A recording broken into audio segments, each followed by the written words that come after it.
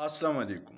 Media reports के मुताबिक army chief ने इसहाक डार के साथ मिलके ताजिरों से मुलाकात की है और उनको तसल्ली दी है कि हालात बेहतर हो जाएंगे। इसका मतलब है कि आर्मी इसहाक डार के इन इक़दामात के साथ खड़ी है जिससे अवाम पे महंगाई का पहाड़ तोड़ दिया है और बेरोज़गारी बढ़ गई है, फैक्ट्रियाँ बंद हो रही है।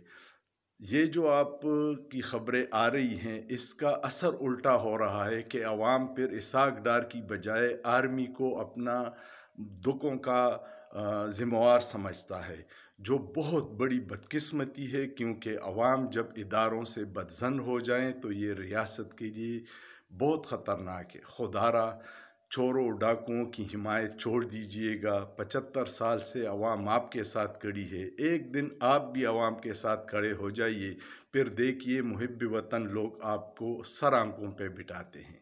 सोचिए, सोचना जुर्म नहीं है।